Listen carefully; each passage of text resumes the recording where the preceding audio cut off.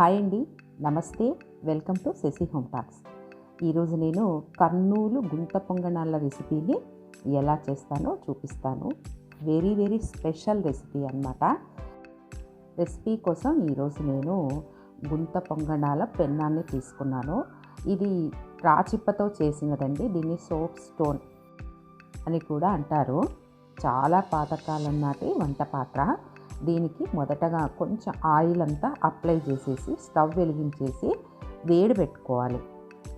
బాగా వేడవ్వాలి. అప్పుడే పొంగనాలు పోసినప్పుడు చాలా బాగా వస్తాయి. నేను ఈరోజు పొంగనాలు వేయటానికి ఇడ్లీ పిండి తీసుకున్నానండి. మనం దోశ పిండితో కూడా వేసుకోవచ్చు. ఇడ్లీ పిండి పక్కన పెట్టేశాను. కాస్త ఉప్పు వేసి పక్కన పెట్టాను. పులిసిన ఇడ్లీ పిండి.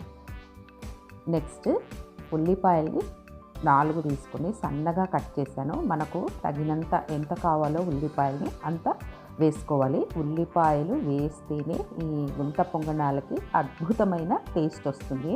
అయితే వేయకుండా కూడా ట్రై చేసుకోండి.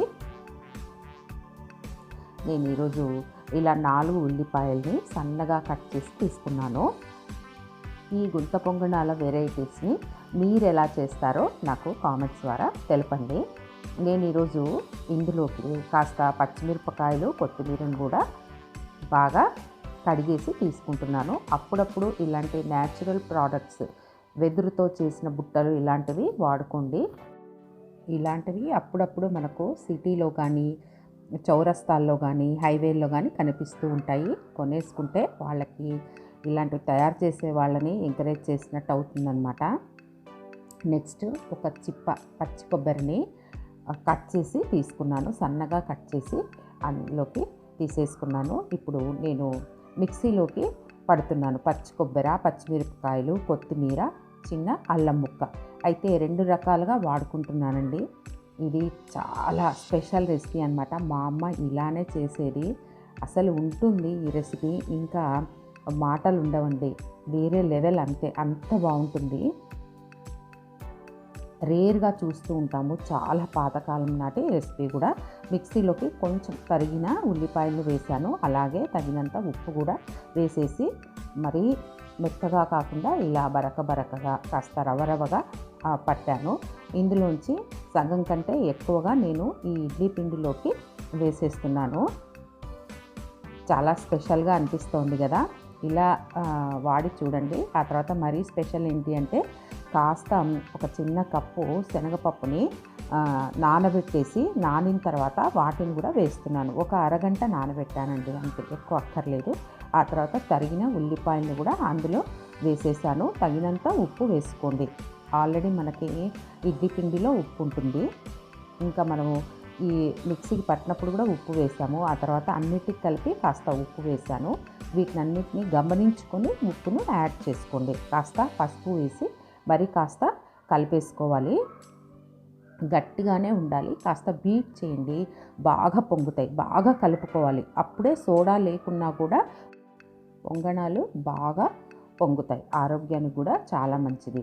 మరి ఇప్పుడు మిగిలిన ఈ పదార్థంలో మిక్సీలో వేసాం కదా, అందులోకి కాస్త పుట్నాల పప్పులు వేసి కాస్త నీళ్లు వేసేసి మరి కాస్త మెత్తగా చట్నీలాగా రుబ్బేశాను. మిక్సీలో పట్టేసుకున్నాను. ఆ తర్వాత ఇంకా సర్వింగ్ బౌల్లోకి మార్చేసుకొని ఇలా మనం పొంగనాల్లో నంచుకొని తింటే చాలా బాగుంటుంది. నీరు చట్నీలాగా 2 in 1 రెసిపీ అన్నమాట. పొంగనాల పిండిని ఇంకా పెన్నంలో వేయటమే తరువాయి. మనకు వేసేటప్పుడు కాస్త నీళ్లు తక్కువ అనిపిస్తే యాడ్ చేసుకోండి. బాగా వేడెక్కిన తర్వాత త్వరగా కాలుతాయి. ఇలాంటివి కూడా వాడుకుంటూ ఉండండి. క్యాస్ట్ ఐరన్ కూడా చాలా బాగుంటాయి. నాన్ స్టిక్ అయితే వాడొద్దండి. అంటే వాడేవాళ్ళు వాడిన తర్వాత మరి పోతే ఇలాంటివి కొనుక్కోండి. చాలా బాగుంటుంది. హెల్త్కి చాలా మంచిది. గుంటల్లో నూనె వేసాం కదా, పైన కూడా కాస్త వేయండి. 2-3 డ్రాప్స్ వేస్తే చాలా బాగా వస్తాయి. నెక్స్ట్ ఇలాంటి ఆయుధాలు మీ దగ్గర కూడా ఉన్నాయా? నా దగ్గర అయితే ఇలాంటి శూలాలు లాంటివి, బల్లాలు లాంటివి, ఇలాంటివి కిచెన్లో చిన్న ఐటమ్స్ వాడుతూ ఉంటానండి. పొంగనాలు తీసే కర్ర లాంటిది. ఇది కూడా నేను కర్నూలులోనే కొనుక్కున్నాను. ఇప్పుడు ఎక్కడైనా దొరుకుతాయండి. ఇవన్నీ చాలా కాలం కింద కొన్నవన్నమాట. తీయడానికి చాలా బాగా వస్తాయి. కొంచెం అటు ఇటు మనము జరుపుతూ ఉంటే బాగా వస్తాయి. అటు ఇటు తిప్పి కాల్చుకోవాలి. ఒకవైపు తిప్పిన తర్వాత రెండో వైపు కాస్త సిమ్ములో పెట్టేసి ఒక 10 నిమిషాలు అలాగే వదిలేసేయండి. కరకరలాడుతూ సూపర్గా పొంగుతాయి. చాలా టేస్టీగా ఉంటాయి. వెరీ వెరీ స్పెషల్ కర్నూలు గుంత పొంగనాల రెసిపీ నచ్చినట్లయితే లైక్ చేయండి, షేర్ చేయండి, సబ్స్క్రైబ్ చేసి బెల్ ఐకాన్ని క్లిక్ చేయండి. ధన్యవాదములు.